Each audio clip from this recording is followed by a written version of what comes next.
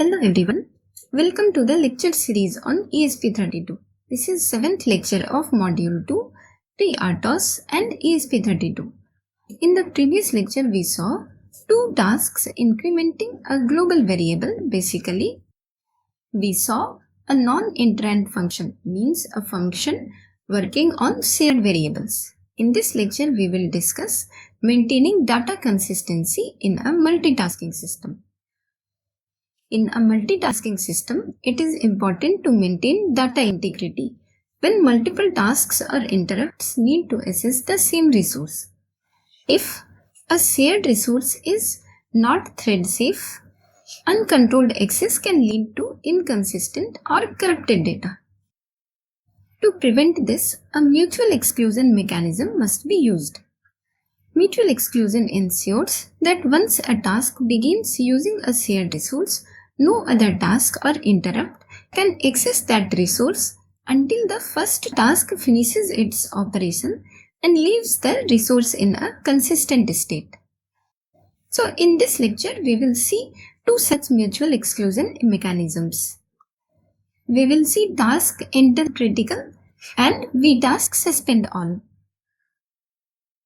So let us start coding. Open Visual Studio Code. Open the directory we were working on. Add a C file in the main directory. Name it demo2. We need to update the CMake list file. We will keep only the file we are currently working on.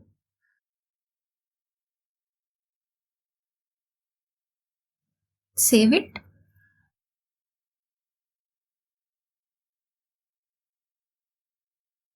In this demo, we will make a global variable, and in task 1, we will read the global variable and then increment it and then write it back.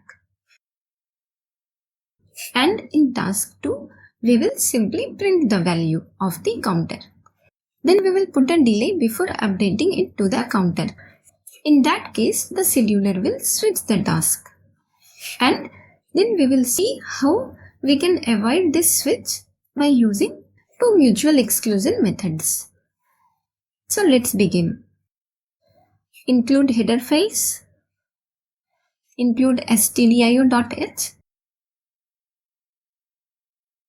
Then include FreeRTOS.h. Then include task.h. Then we will make a global variable that will act as the shared resource,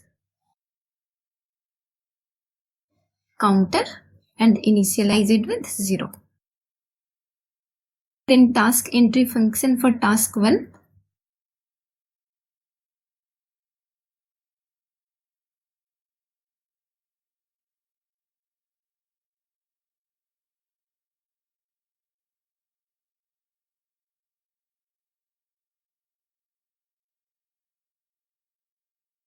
Make a local variable to read the counter value. Initialize it with 0. Then infinite loop of the task entry function.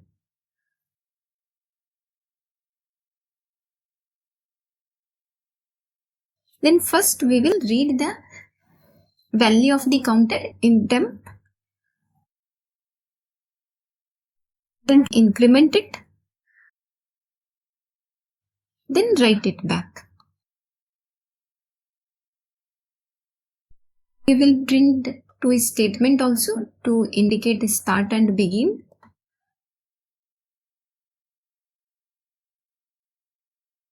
Printf. Task 1 start update. Counter.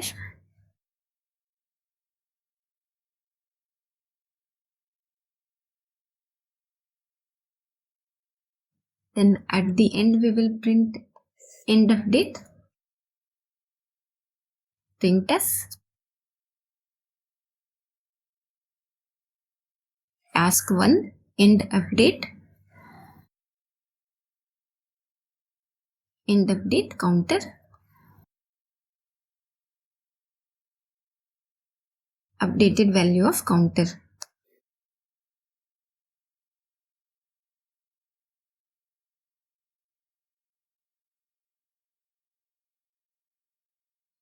Then we will delay so that scheduler can do the context switch.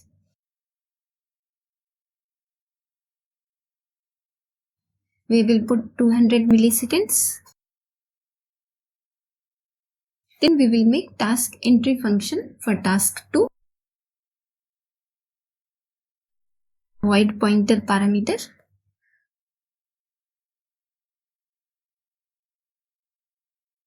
Then infinite loop for the task entry function. Then we will print the counter value. Task 2 sees counter value.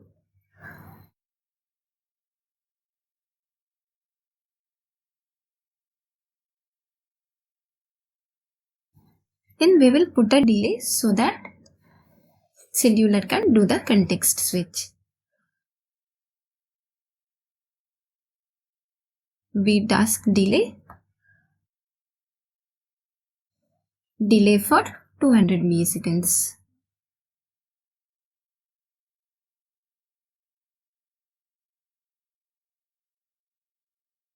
We will create task 1. xTaskCreate pinned to core. The task entry function task a descriptive name to the task. We will put task 1. Then stack depth 4 kilobyte. We won't pass any parameter to the task entry function, so we will put null. Then priority 1. Then we won't have any handle.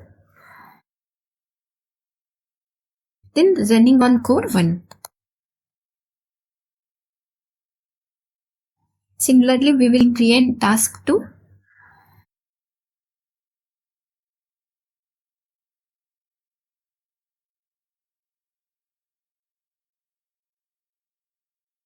Task 2. Task 2. Then save it. We will build the project.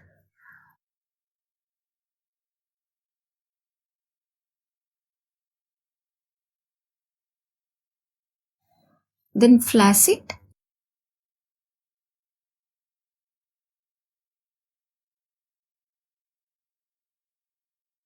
Then monitor the output.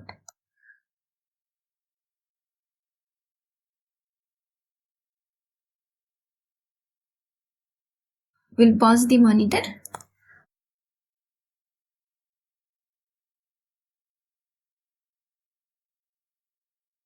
So here we see the task 1 has started and it completely updated the value. Then task 2 sees and prints it.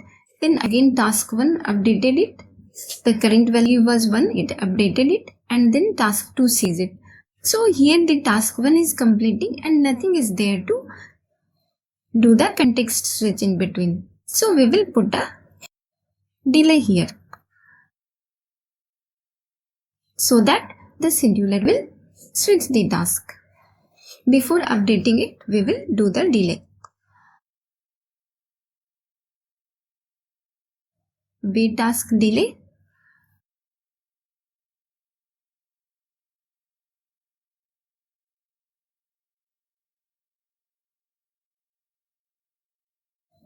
Now save it. Now build the project.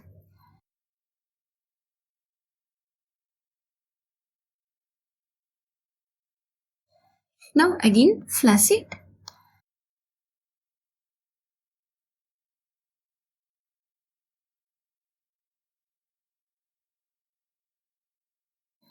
Then we will monitor the output. Pause the monitor.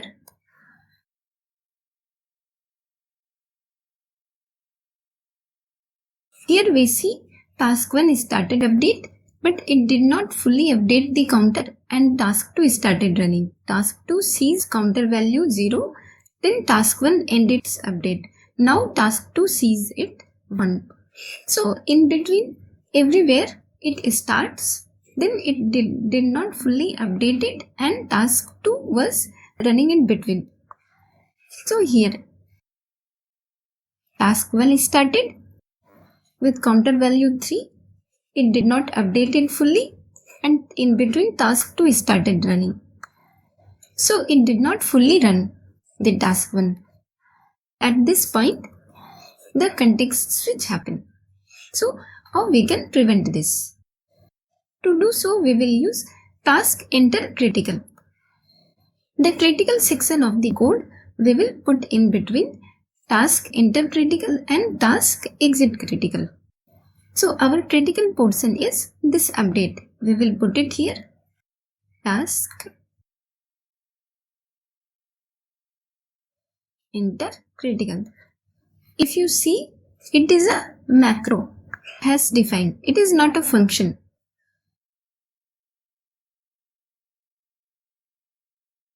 In vanilla FreeRTOS, we need not pass any parameter to this call. But in FreeRTOS, since there are two cores, we need to pass one parameter.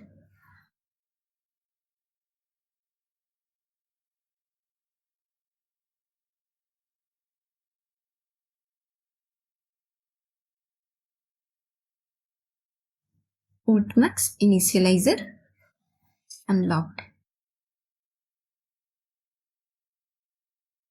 And we will pass this by reference here.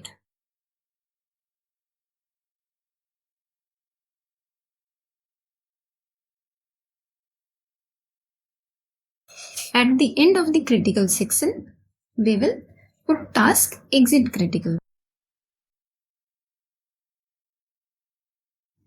Here also we need to pass the max.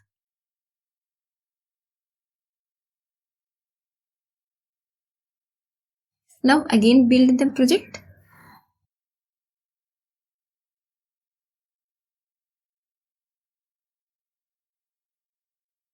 Then flash it.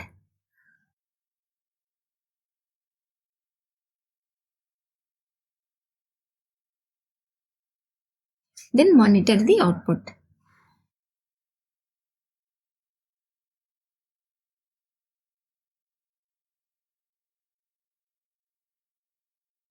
So now if we see, the task 1 started the update, it updated it fully and then task 2 started running. Again task 1 started the update, it ended, it updated it fully, 4, 5 and then task 2 sees the value 5. Like that. Again it started the update, it ended fully and then task 2 started running. So that context switch is not happening at this point. Thus we prevented the context switch. So our critical section is prevented. But this is not good design, as we should not put any delay between the critical sections. In the critical section should not have print statements. If you see, if I put the print statement inside, we will get error. I am putting print statement inside the critical section. Then build it. Flash it to the device.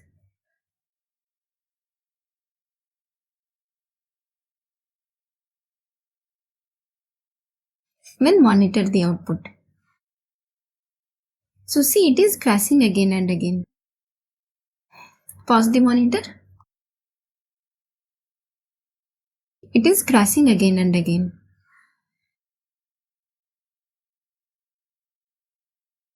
It is aborted on core 1. So what this task critical does is it acquires the spin lock and it's keep on spinning. It suspends the scheduler and it suspends the interrupt also. So this vTask delay was not able to create any context switch. And as soon as it exited this statement, it did the context switch. So we will put it back.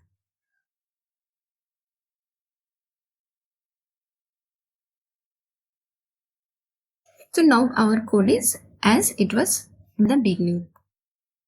Instead of delay, I want to put a very long operation here so that task automatically switches. It is not able to complete within the tick and automatically it switches. So I will put a for loop long I plus 0, I less than 1, 2, 3, 1, 2, 3, 4 and I plus plus. Then we will simply waste time here. The compiler will optimize this for loop. Since we are doing just temp is equal to temp, so I have written it volatile so that compiler do not optimize it out. Then we will remove this task enter critical and exit critical. Then we will see how the output behaves. Build it.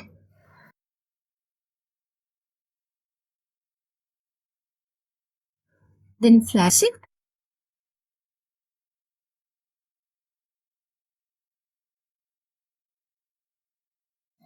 Then monitor the output.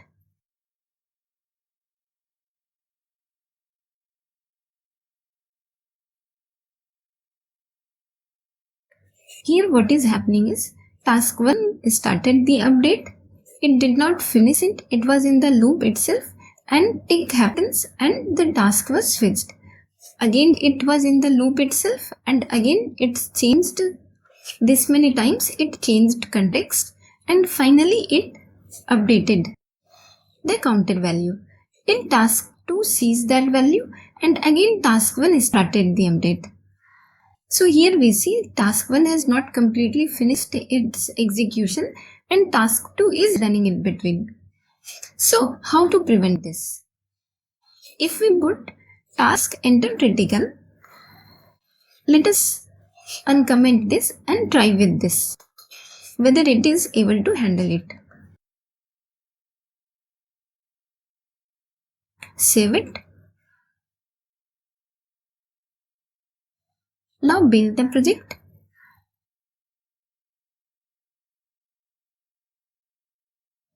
Flash it.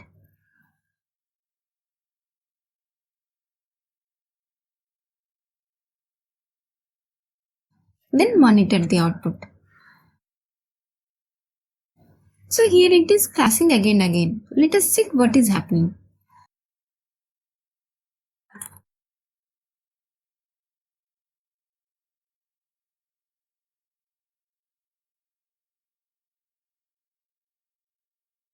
The error message is group mediation error. Watchdog timer timed out on CPU 1. So the task 1 was running on CPU 1 and our critical section, we cannot include these long tasks inside the critical section. It switches off the interrupt and scheduler. So we have another tool at hand, that is vTaskSuspendAll. This function call suspends only the scheduler. Interrupt is still running. So for somewhat long tasks, we can use this. But still it is not advisable to include long tasks or delay in a critical section. This is just for demo I am putting. In GL program, in critical section we should not have long loops and delays. We will put vTaskSuspendAll vTaskSuspendAll,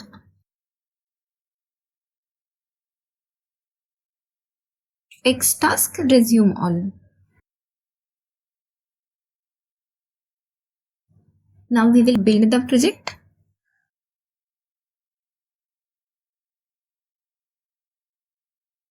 Then flash it to the device.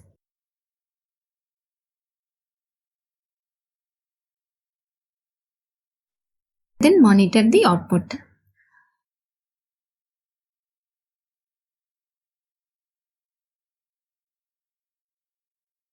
So here what we see. Now we are seeing the task 1 is starting. It is updating fully. Then task 2 is running. So this vTaskSuspendAll suspended all these switches of task. It suspended the scheduler. And after resuming, the task is again switching. So it started update, it ended the update, then task 2 started running. Then task 1 started the update. So we prevented this switch in the long loop by using vTaskSuspendAll and xTaskResumeAll. But still, this long loops and delays in the critical section is not at all advisable, and it should be avoided at any cost. This is just for demo I am putting. So in this lecture we saw how a task